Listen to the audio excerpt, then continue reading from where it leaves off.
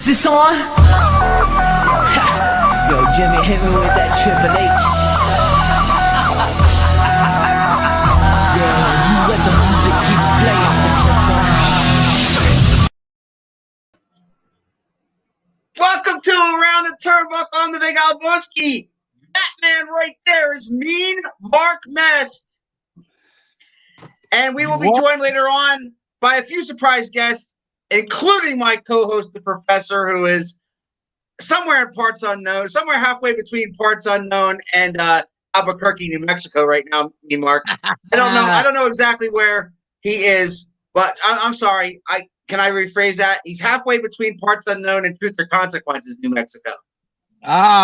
Somewhere in between those three. But I am Jack, Mark. I am pumped. I am so excited for the Legends of Hamburg Fan Fest this Saturday at the historic Hamburg Field House in Hamburg, Pennsylvania, from 10 o'clock in the morning to 4 o'clock in the morning. And then you and the boys from Outbreak are going to put on a show called Alive at Last. That's right. Which, dude, I never heard a more perfect title for a perfect event right there. Alive at Last.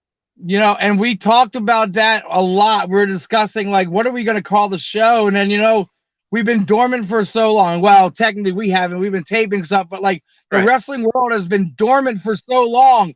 You know, you can't run shows, the pandemic, everything, this and that. So we're alive again. I mean, we're getting crowds. Just look at SmackDown. You know, they got crowds. You know, it's now we finally get to kind of go back to what some kind of normalcy. That was great. I'm Jack. I can't wait. This is gonna be fun. Yes, I wasn't even that into SmackDown this Friday, but I watched from start to finish just for crowd reactions, just to kind of gauge the crowd see where they are on the current WWE talent. Like, I understand that the loudest pop of the night was Edge, but I mean, Edge has that nostalgic pop. It's not a matter of, you know. I mean, like last night, we talked about it last night with the Professor, and our guest last night was CCW's Nico Gray. But we talked about that a little bit. Like, if Edge's pop is up here and everybody else's is down here, that's a problem. Right. I'm like, no, you don't understand that. It's like any other legend that comes in, and make no mistake about it. I know that he's kind of on a comeback tour from his injury and all that stuff, but Edge is a legend. Edge is a Hall of Famer. Edge is a legend, okay? Much like all the guys we're going to be seeing on Saturday. Right. Yeah, there's going to be a ton of them. I mean, and, you know, everybody talks about the pop. Everybody talks about the reaction. But, you got to realize that, again, this is like, I don't want to say learning how to walk again and learning how to run, but, like, we've been down so long. So people are just so happy to be able to get there. Shout out to the dad right there. You know, just so happy to get out there, to be able to, to perform in front of people again is huge, I mean, and that's the thing. And like, so people are going to be happy. They're going to be, they may cheer for people and they normally boo or, because now they have a voice again. Yes. They say the WWE universe, has their voice. It's been dormant for so long because of the pandemic. Now they can be heard again, and everything I don't say is all right in the world, but it's start in the right direction. Right. But I'll tell you what, Mark, it was fun on Friday just to watch WWE TV with 14,000 fans, Houston, Texas, They were cheering, they were booing, they were whatever they were chanting. You missed that part. You know, the Thunderdome was a good idea for what it had to be, to keep it going.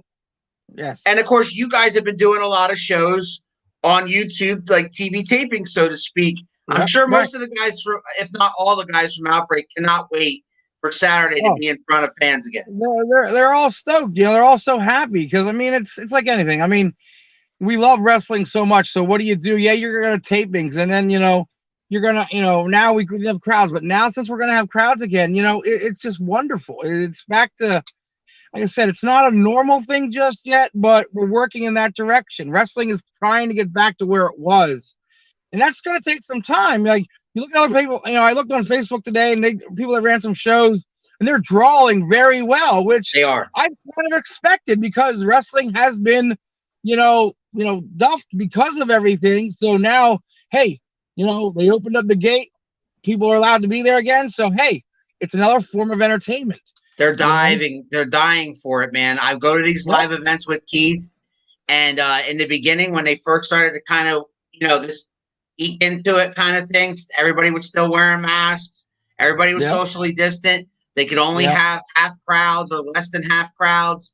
It wasn't quite the same. That 41st anniversary down in Quakertown we went to recently, where there was over 200 strong there. I'll tell you what, I got goosebumps just from a crowd of 200 people. I can imagine people at SmackDown from 14,000, right? You know what I'm saying? Exactly. So, yeah, I can't wait to be part of the whole thing. Is there a particular legend that's going to be there this weekend that you personally are going to seek out? MEAN MARK MEST? Am I personally going to seek out? Are you going to be too busy that day? Well, I'm going to be busy doing a lot of things. I mean, I got my own table as well, so I'm going to be, there, meeting people and whatnot all. But I mean, I'm going to make it, try to get to at least say hello to everybody. Sure. I mean, there are some people that I haven't seen, like for example, like D'Lo Brown's coming in. I wrestled with D'Lo. I was a part of a group with D'Lo back in '95 in PCW, Pennsylvania Championship Wrestling. With the Stud Stable. I was part of that group. We wrestled together. So being able to see D'Lo, I mean, I think I've seen D'Lo maybe one time, like maybe in the late '90s or early 2000s, but I haven't seen him since. And back then we worked, and then for him, he went to WWE and he was all over the place then. So D'Lo, it'd be great to see him. There's some people that may not remember, but I know like Ray Apollo with the joint, he was really cool dude. So I mean, all these guys I've either met or if I haven't met, I like to say hello to. But there's so many of them, I met JJ Dillon before, so and he's coming, but I mean, I don't know, like the Blue Meanie, a lot of the blue, I've known it. I've wrestled with them. I love that the Meanie is there. My son is jealous that my son is in Florida right now and will not be back in time for this event. And he is a huge mark for the Blue Meanie. Huge. So it might be. There's So Keith and I are going to have a table there as well. We're going to be selling merchandise around the turnbuckle, T-shirts around the turnbuckle, coffee mugs, and around the turnbuckle water bottles. And on top of all of that, we're going to do on-the-spot interviews with not only wrestlers, but also fans. I want fans to sit down and shoot the shit with us about professional wrestling, what they love the most about professional wrestling, why are they there, who have they met? Maybe they got stories already. Maybe an hour before they stopped by at our table, they just met the mouth of the South Jimmy Hart and they thought it was the greatest thing in the world. I want to hear that kind of stuff. That's what I want to hear. So in addition to that, in addition to us being at that table, we're going to take a break from, at one time or another. My wife will take a break. Keith will take a break, run the table. I'll run the table. We'll all take breaks to kind of go walk around, look around, see everybody, talk to everybody, say some hi, and all that kind of stuff. There's only one legend. And listen, no disrespect to anybody there. I mean, I would love to meet them all. If I could afford to, I would get each and every one of their autographs, each and every one of their photos.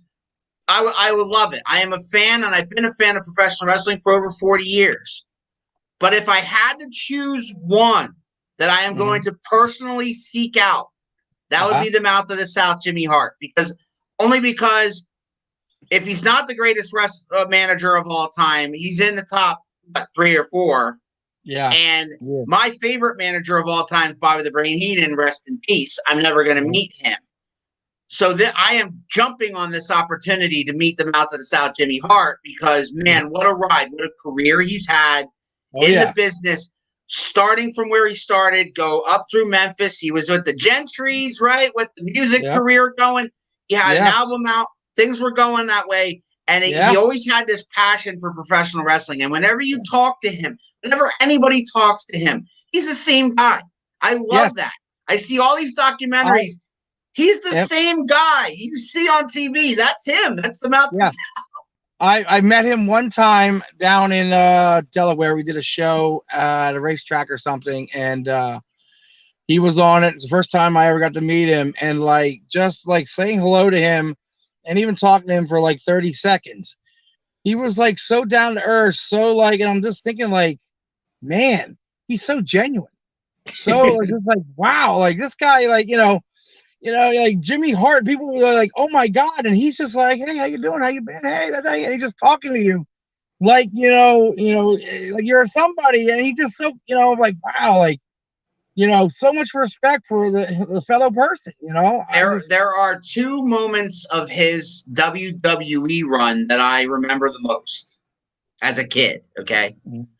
The first one was when he and the Honky Tonk Man were in the ring, and the Hart Foundation, and they had Elizabeth, and they had the Macho Man there, right?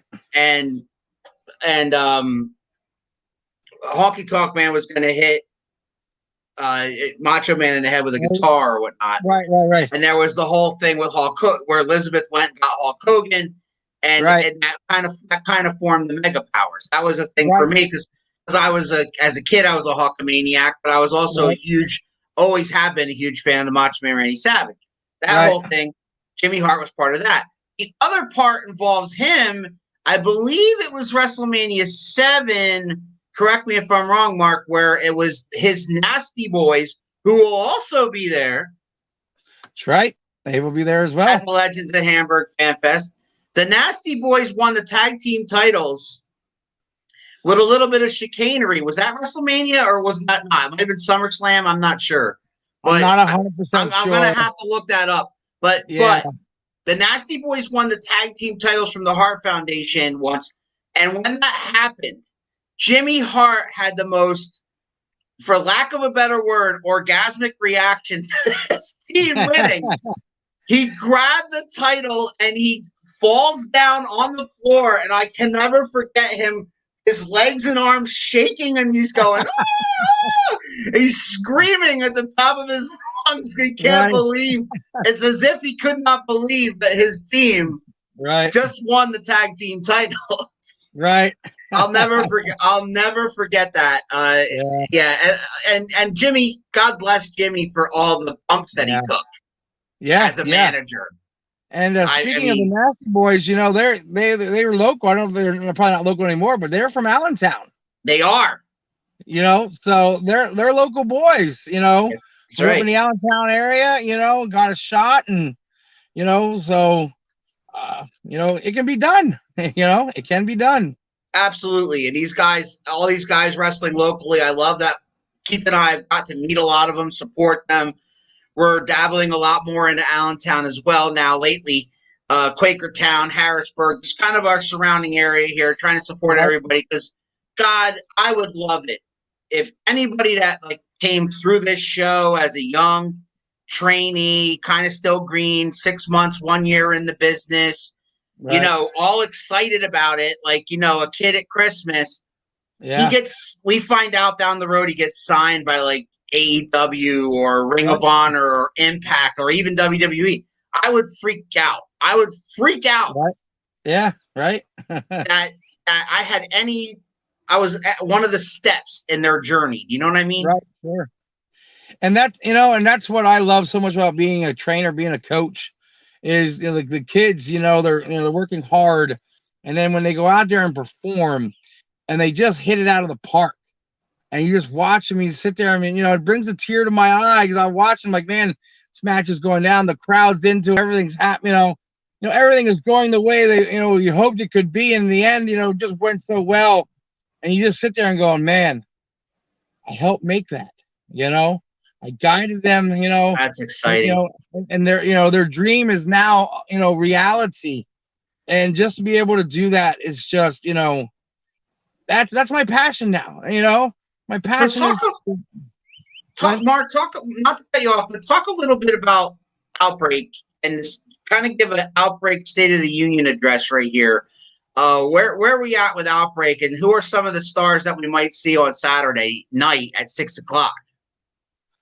Well, see, Outbreak is kind of, I want to say it's kind of, we are trying to make Outbreak into like, and I don't want to make it sound like we're like WWE and NXT, because it's not, but yeah, Outbreak has their own really good roster. Then we also have a side roster called Quarantine, where a lot of the guys start, the young and up and comers, Quarantine, trying to make it, so they're the guys that have a little less experience, trying to make it, to more, mainstream. So they're kind of like, they're grinding their gears, trying to get better, but 6:00 Quarantine, there's going to, there's some great talent up and coming in Quarantine, and even in Outbreak too.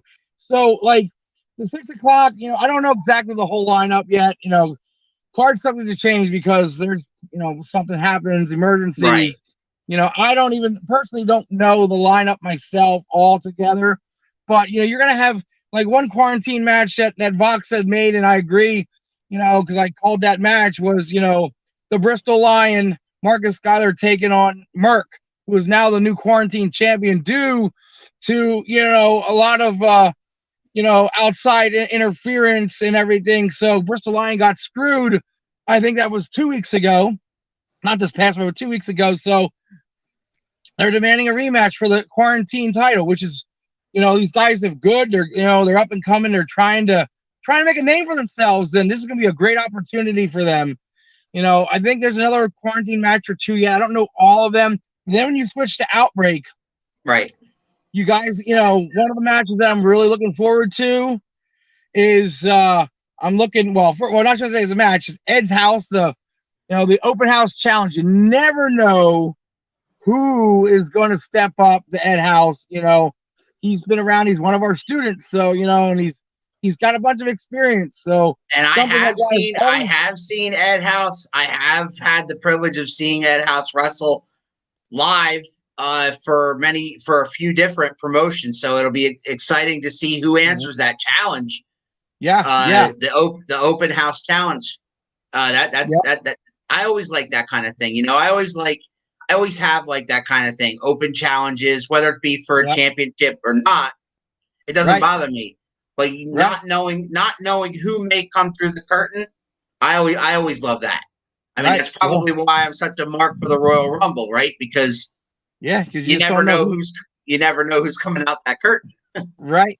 Another match that I'm looking forward to, one of my students, Tyler Ash, he's taking on Alex Anthony, Airborne Alex Anthony, who's been all over the world. He's been to Japan. He's been all over the place. So a guy coming in here, a seasoned veteran who knows he's got a lot of experience and a lot of travel under his belt. Tyler's been around a few years, but I don't think he's ever met somebody like Alex. So, and I know Alex for years. I, wrestled with him, for it used to be 01/ oh my God, I'm trying to think.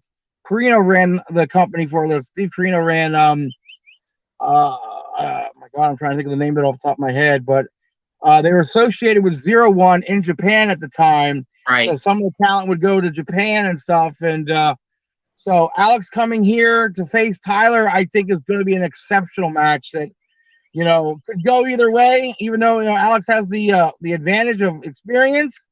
But, Tyler, he's been proving himself each show. Every year he's gotten better. So that's another match that I'm really looking forward to. I can't wait. I can't wait for the entire thing, man, from top to bottom. And then, day. Yeah, and then I mean our main event is going to be big because you got Cortez Castro and Andy Header. Andy's been around. You know, Cortez. His name says seen it him himself, too. So honestly, that's gonna be really good. I'm looking forward to that as well. I've crossed paths with Andy Header a few times, and he's something to behold. That's going to be a good match too. I've been trying to get him on the show, but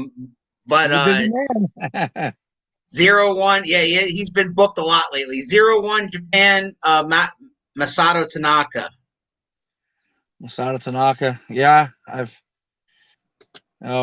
know. Like I said, and then a lot of them would come over and work with us, over here and stuff and everything. And I got to wrestle a couple Japanese kids that came over and everything. So it was a great experience. So, and it's different because like I wrestled a guy with, he didn't speak any English, so I had to go out there and okay, translator. I tried talking to him like, okay, well, you know what? We're gonna go out there and try and wing it, So,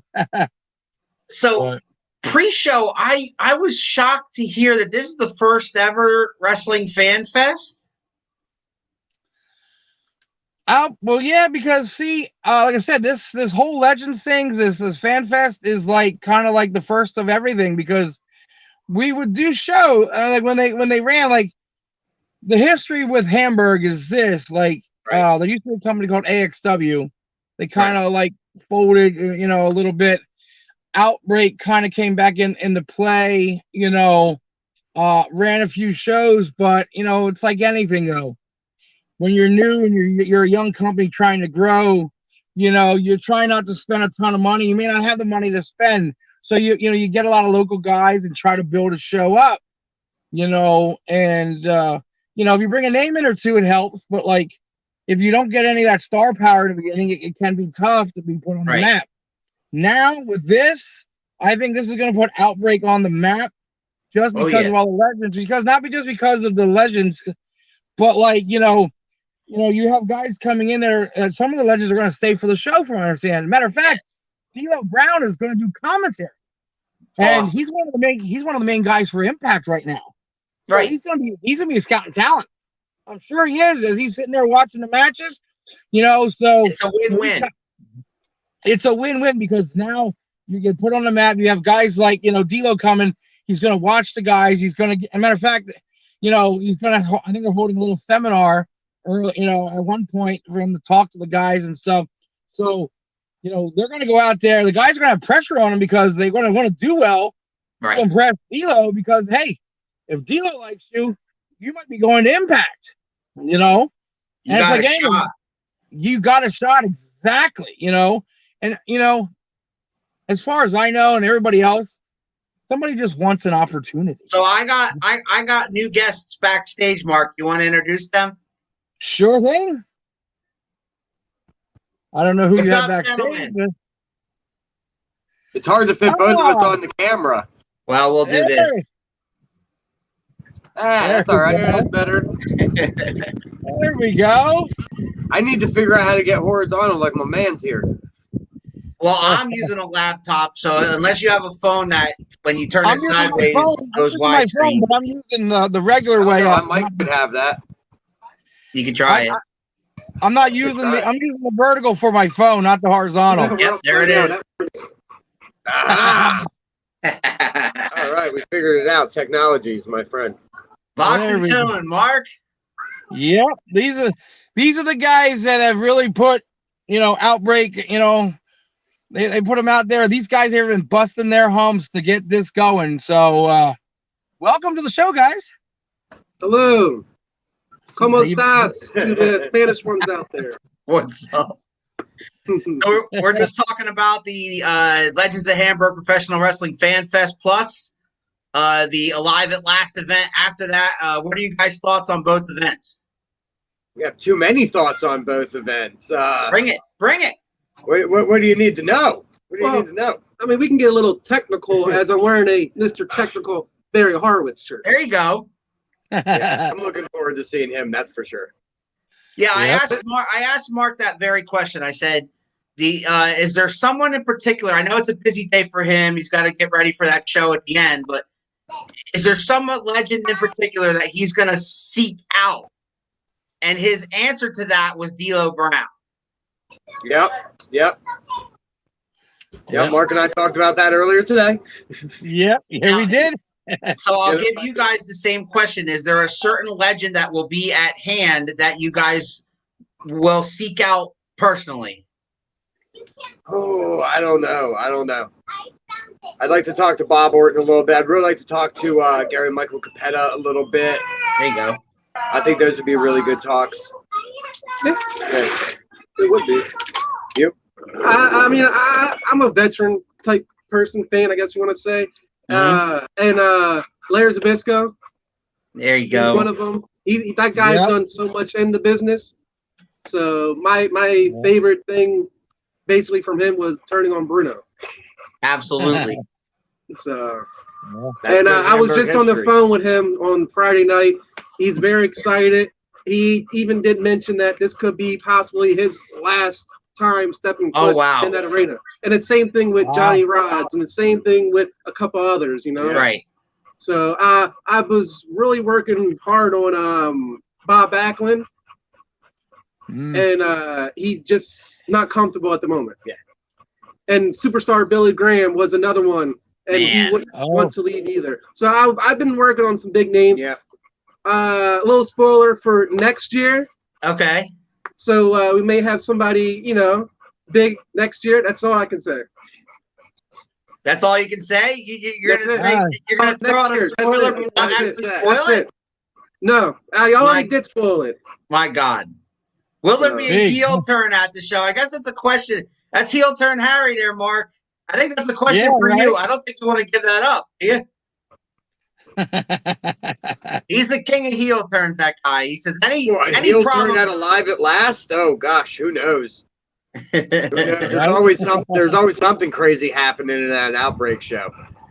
We were just talking about how the guys are excited to wrestle in front of fans again, and judging on being a wrestling fan, I watched SmackDown this past Friday because I heard they were going to have fans, and they had 14,000 strong in Houston. The energy of that place was electric, crazy, because they just craved it. They missed it.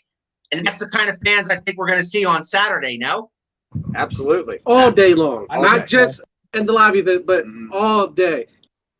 Yeah, they're ready. They're ready for a big wrestling show. They're ready for a big convention. We got to go to Bud Carson's convention a couple weeks ago. Yeah. And that was the first convention I'd been to since everything had shut down. It was beautiful. It was beautiful to see everybody in there, and all the legends were there. It was fantastic. See, I just can't wait to meet. Go ahead. I'm sorry. No, you can't wait to meet who?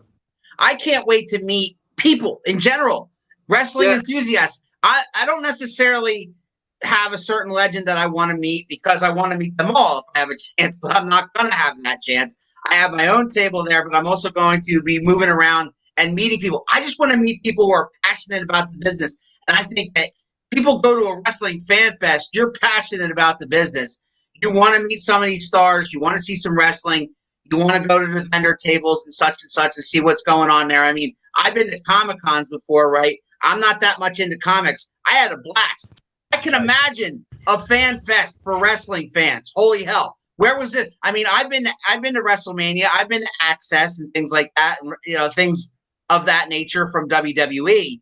But this is a whole other animal. This has legends there. This has all kinds of stuff going on. People walking around that place, checking things out, seeing things. And then you have the wrestling event at the end. I think Christmas come early for me. I'm telling you that right now. So there's one thing that I wanted to do something different here is I've been to and worked at a lot of conventions, whether it be a Comic-Con, wrestling, signing for the Eagles, whatever it was. I just got tired. I went as a fan, and I just got tired of just standing in line. Right. I wanted something else to do as well. So I came up with an idea. It was like, let's have some entertainment outside the arena. So we got escape rooms, axe throwing, which is pretty popular nowadays. Nice. It is, yeah. You know, cornhole tossing, You know, Wow. and another thing I wanted to bring back that I miss, and I thought of like other people would miss too, is Polaroid picture taking.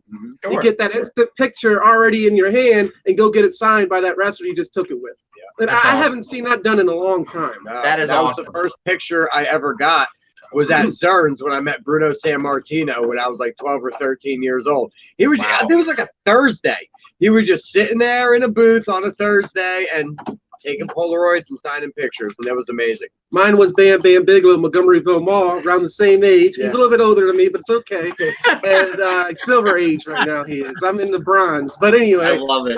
that was mine too. I had a Polaroid of Bam Bam, still got it. So I'm just excited for that as well. Yeah, I'm just excited to be part of it, man. I mean, we've been doing this show now for about a year. We've interviewed over 100 local wrestlers. We have become a platform for local wrestlers, especially the younger ones that are like 6 months or a year into the business and just trying to get their name out there, trying to help build their brand. My co-host and I have been having them on just to have them tell their story, have them talk to their fans. They're allowed to interact with their fans. People send comments during the show.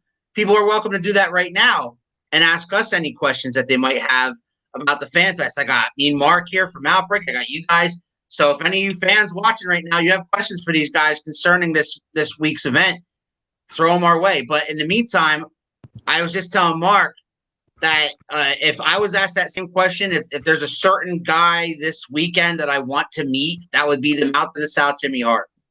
Yes. He may be the loudest one there too. More than likely. More than likely. Yeah. He'll try to be. He'll try. And he's very.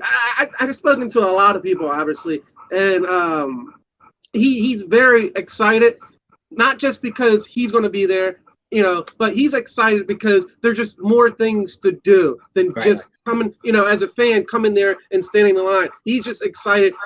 He just can't wait. And, you know, he's going to be hyperactive from the moment he steps in that arena to the moment he leaves. And he's probably going to be blogging about it later on Twitter. This was, you know, amazing and so on, you know. Listen, he's so passionate about professional wrestling. And I think that's what I admire most. And one of the greatest managers of all time, of course. And he just, any documentary I see him on nowadays where he's talking, or I loved him even on, I don't know if you guys have been watching those WWE Treasures things. Oh, yeah. Yes. Where he was, where he was on there trying to find some of the Honky Tonk Man's gear or one of the guitar. The guitar that smashed over the head of Jake the Snake Roberts. That supposedly led to his drug problem. I don't know. I'm just saying.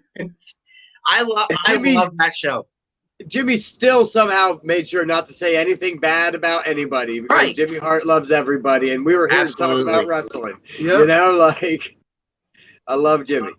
Speaking of most wanted treasures, we have somebody that's going to stand out as well. First time convention that I don't know, but GWC, Greatest Wrestling Collector, Steve Moran is going to be there. Wow. You know, if you know him, seen his videos, seen his blogs about whatever his museum is and all that. He's been there, and he's been on that show. Yeah, a couple times, and probably more to come if they continue with this. So I think that was pretty good on our end. So is he bringing stuff to exhibit, or is he bringing stuff to sell, or both? He is bringing stuff to exhibit. He is bringing stuff to sell, and he's coming loaded to buy something. Wow! But he's not coming alone. No. He's bringing a friend, Mr. Godfather, Papa Shango himself. Oh man, Charles Wright. All right, so Mean Mark, I want to get you talking again, man. You're quiet over there. Hey, these guys love it. You know, I mean, I'm all good. I'm for the ride here. So, What are you looking forward to, Mark? What's gonna make the inner child of you come out that day? You know, there's so many. I mean, some are the obvious. Like I said, we talked about fans again. You know, but like being able to be in a room or in a general area of all the people that are coming, you know, between the legends, between the guys, the active guys that are, the guys that are going to wrestle later on that night, everything. We're all coming together, to put on, a show, the entertainment. Like, I just think that whole surrounding is just, it's priceless. I mean, like I said, I always love the business. I always love to give back. I always love, but being able to, be there with all these guys that have been there, done that. We're all on the same stage. We all have done this and done that. And then we're going to put on a show that night for the fans. And they're going to be hot because they want to see wrestling.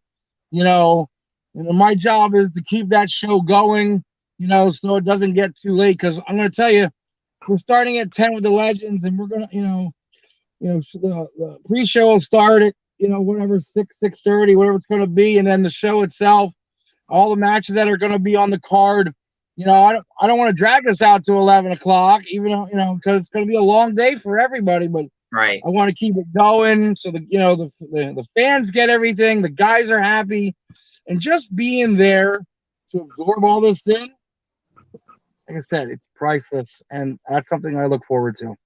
Yeah, I promise you, Mark, we'll be done by 10. I promise. I'm laying down the law. We're gonna be done by 10. I'll make sure it's done by 10. Yeah, no doubt about it. But I feel on the energy you're putting out there. Like, I remember the first time I walked into the field house. What was it, 5 years ago or so, when AXW had their first show, and I couldn't walk in there alone. I had to have Troy next to me, Mark's brother. Yeah. Like, I was so intimidated just by the building itself and walking in. And as soon as you walk in, you feel the energy.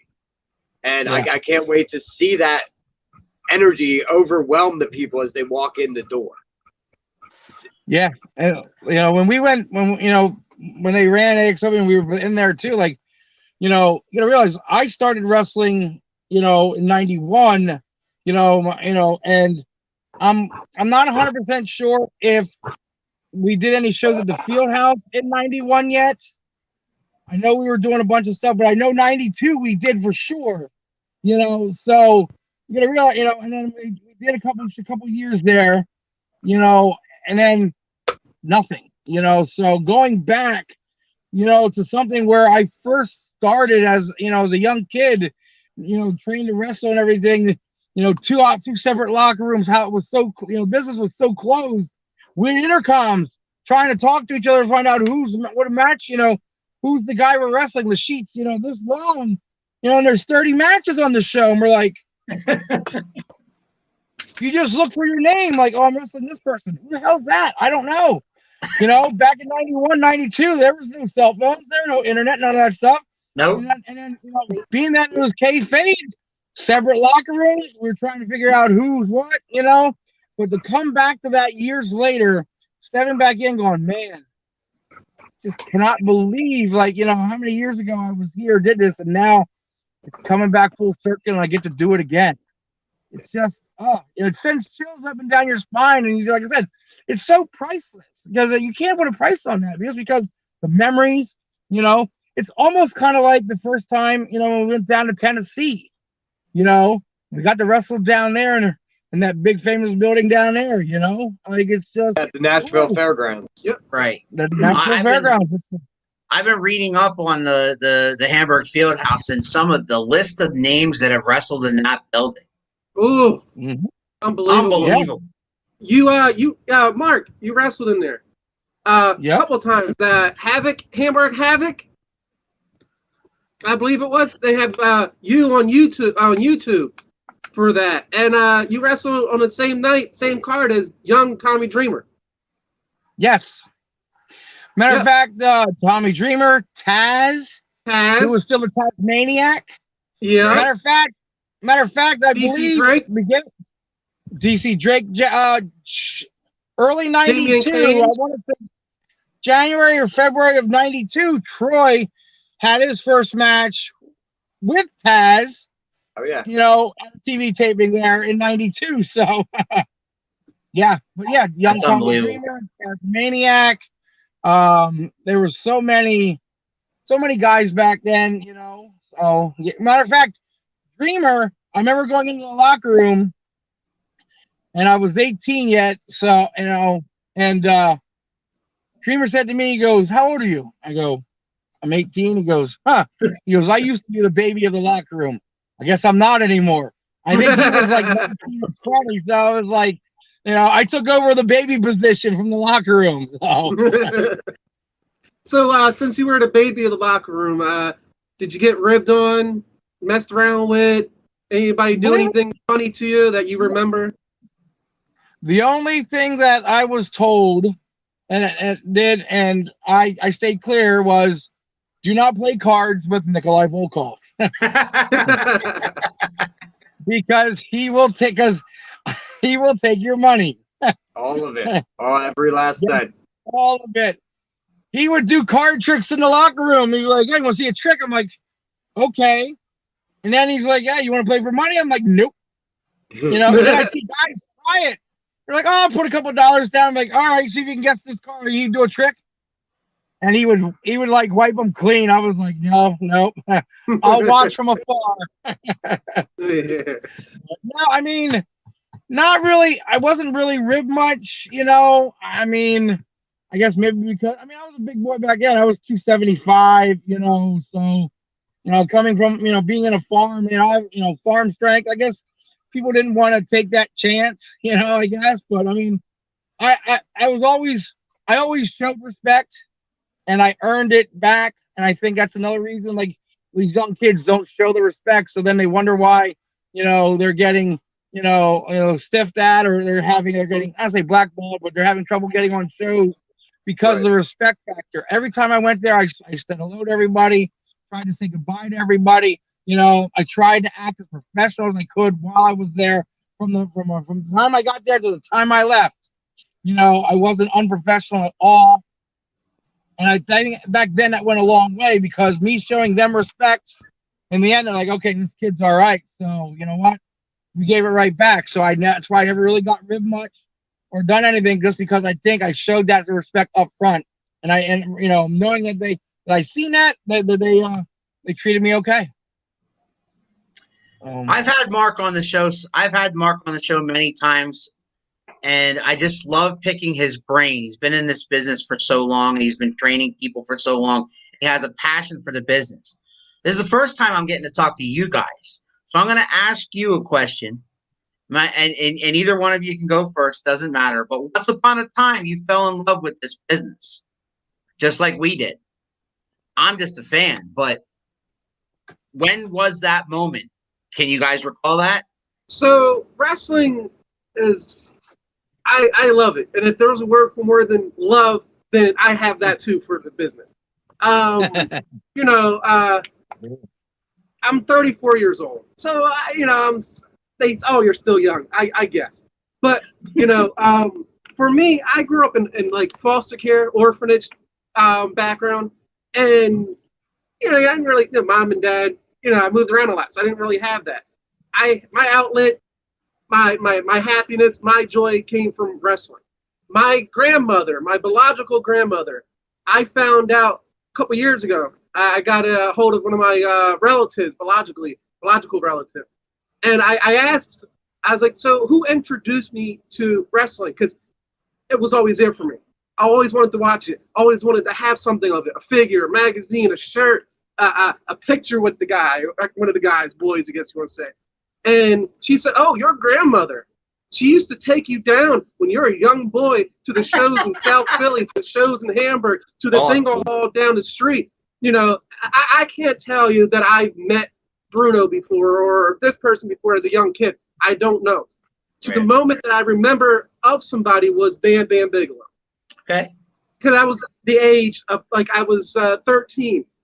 You know, and that's my youngest moment I could tell you, you know, of meeting somebody outside of just going to a show. But wrestling was always there for me. You know, and I know me, I know I'm not going to get in the ring. And I'm okay with that. But I still wanted to be a part of it somehow, some way. And what and what I want to bring with Legends of Hamburg Fan Fest, along partner up with Outbreak Wrestling, and I'm pretty sure they have the same, what they want to do as well, is just bring happiness and entertainment to the fans. And that's what So pro I'm wrestling going is to all be, about. I'll be free from the beginning when the doors open to say hi to everybody that walk in. That's awesome. So, and that's my background. That's my love that I have for the business. For me, I don't remember a time in my life where wrestling wasn't there. Someone always had it on TV in the background. We'd rush home from church to watch it on Sundays on USA and stuff. Sure. But I fell in love at the Great American Bash 1990, and that's what locked it up for me. That's a good pay-per-view. Between Brian Pillman and Sting and everything else that was going on with that show, that's what locked me in, and just been hooked ever since, you know? Well, I often tell this story, but I haven't told it to you guys. And that is that in 1986, I don't know exactly what month it was, but my stepfather took me to some TV tapings that was going on at the Agricultural Hall in Allentown. And they were taping Superstars of Wrestling. But they were also giving us a main event for just us fans, untelevised at the end. And it was Hulk Hogan teaming up with Andre the Giant versus Big John Studd and King Kong Bundy. Oh, wow. I am 9 years old at the time, I believe.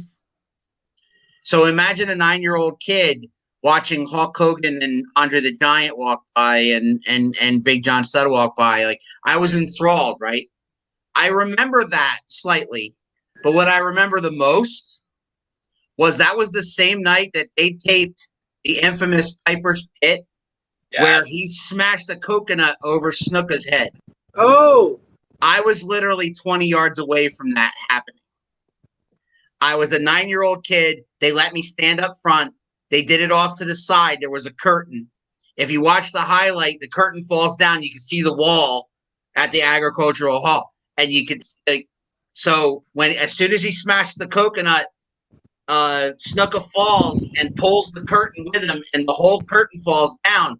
I was behind the camera, and there's all these wrestling fans there that are much taller than me. And so they kept pushing some of the kids up front, and they pushed me right up to the front.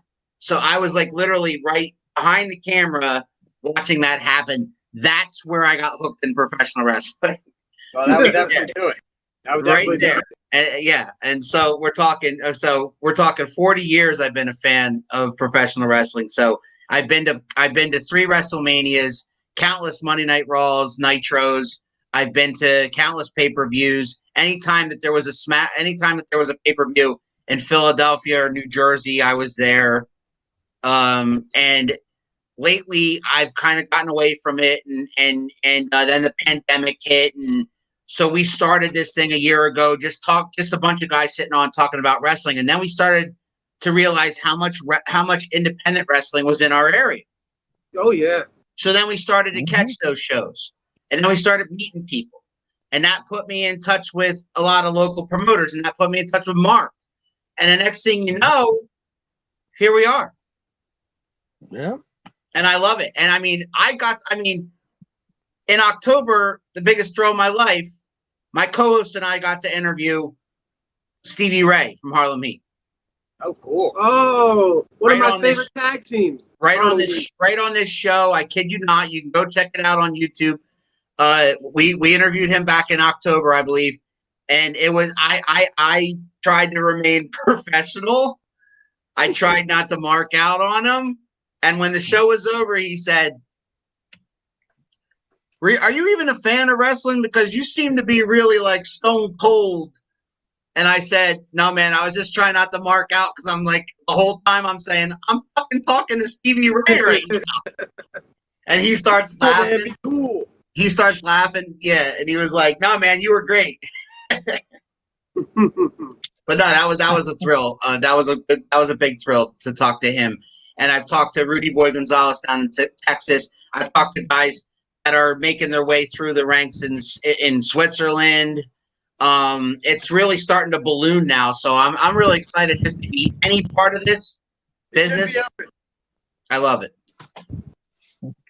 We got a little situation station happening here. People coming over for Money in the Bank. So Are you watching Money in the Bank tonight? Yeah. Yep. Yeah, the rest of the people just showed up. So what we do is we get together. Vox's wife make us a smorgasbord of all kinds of goodies, and we get down and we enjoy the pay-per-views. And you may catch one of us snoozing off, but that's the weakest link, and that's who get played with. Just like back in the day, hanging out with your friends, sleepovers. First one fell asleep, they got messed with. Yeah, same thing goes on here. So Charles is chiming in. 1985 Rock and Roll Express versus the Russians, Mid-Atlantic. I guess that was that his moment? I'm assuming that was his moment. That's awesome, brother. Yeah, absolutely. Yeah. No, we all have that moment. Mark, you want to tell your moment before? I mean, I want to get these guys off of here before Money in the Bank starts. Take your time. My moment of what, getting into the business, or no, like where you fell in love with wrestling in the first place. You were a kid? Yeah, see, being on a farm, we never got cable. We never had really, so it's, just had to pretty much the antenna type of thing. So like trying to get stuff, like one of the things that really caught my eye early was Saturday night's Main Event. Because that was on national TV. Yeah. So what I would do is I would try to, wasn't allowed to stay up late, so I would get on the VCR and I would set the timer, and everything, try and catch it, so I could watch it the next day, But I mean, I remember, watching wrestling. I guess probably flipping through the channels because, like, I remember seeing Hogan, and believe it or not, Hogan, Saturday's Main Event. I forget who he faced. I'm trying to remember. But you know what? It was Kamala. He was wrestling Kamala. I believe it was Kamala, and probably I didn't set it right, and I didn't see the ending. So I was like so mad, But I mean, honestly, like I said, with not being able to mainstream TV, there was like WF Challenge and stuff, right. and Superstar Wrestling Challenge.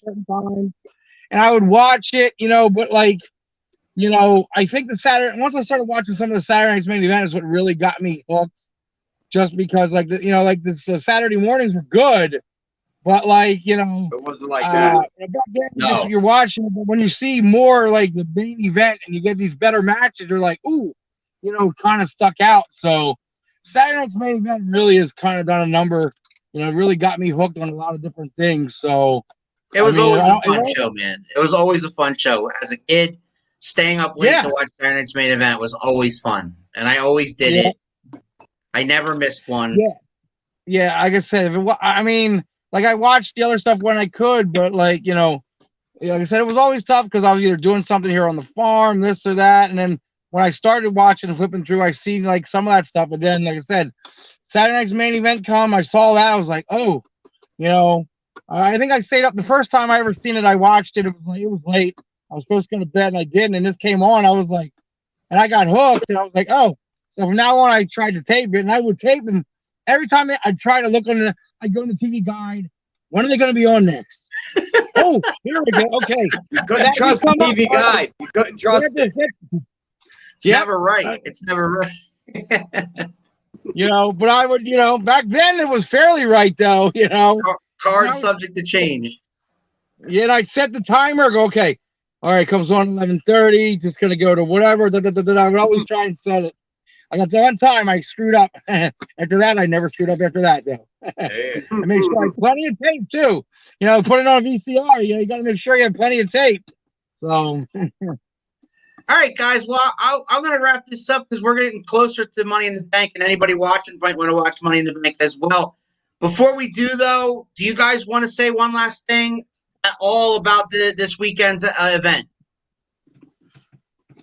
Just come out. You might want to get your tickets in advance. They're moving pretty quick, but just be there. It's going to be an unbelievable experience from 10 a.m. until 9:30, 10 p.m. It's going to be crazy all day.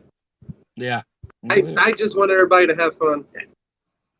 So if you see me, come over, say hi, and I might have a surprise for somebody. I don't know yet. I don't know what it is, but I'll have something for the first person to come say hi to me. and Mark, you got any last words?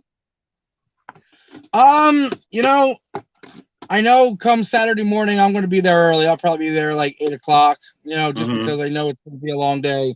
I'm shooting for that. I'm shooting for that. I got to set up my table and whatnot. I'm shooting for 8, but 9. I'm looking forward from the beginning to the end and everything in between because I know it's going to be fun. It's going to be chaos at times, and I know there's going to be a lot of people that love wrestling. So I think this is going to be one of those moments that, being that this is the first time for kind of like everything that we're doing, this is something that we're all going to cherish and never, ever forget, no matter whatever happens in the future, no matter how many we do. The first one is going to probably be usually the one that you remember the most because of everybody that's going to be there, how long it's going to be there, and plus coming out of the pandemic with fans. It's kind of like, so many like 1-2 shots there, like, okay, pandemic's over, wrestling, fans, all the legends, wrestling, big main events for the show. All these people are coming out. It's going to be big. It's going to be huge. And I'm going to enjoy every single moment. I cannot wait. I cannot wait. I am so honored and privileged to be part of it. I cannot wait to be there and meet everybody. If you want to be part of it and you're watching this right now on YouTube or Facebook or wherever you're watching this right now, go to www.legendsofhamburg.com. Get your tickets. It's $15, I believe, general admission, but it's $20 if you want tickets to the Outbreak show afterwards. And each individual guy that's going to be there is listed on that website, so go check it out at legendsofhamburg.com. He's Vox and Tone. He's Mean Mark Mest. I'm the Big Al Boski. I hope that we see you all at the Legends of Hamburg Fan Fest in Hamburg, Pennsylvania, this Saturday, July 24th at 10 a.m. You got to be there, man. Thanks for everybody who chimed in. Thanks for Charles. Thanks for everybody who chimed in. Mean Mark for joining us. You guys for joining me. I cannot wait till this Saturday. And thank you, everybody, for watching Around Circle. We'll see you next week at Legends of Hamburg Fan Fest. See you there.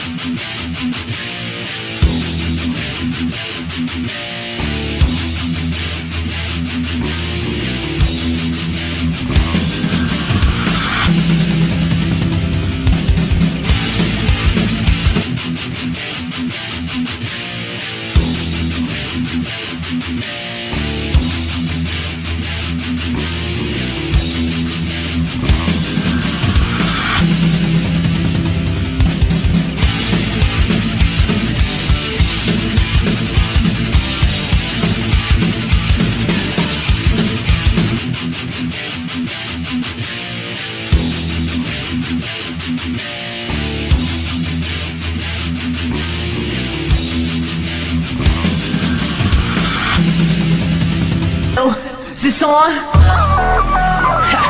Yo, Jimmy, hit me with that Triple H. Yeah, you let the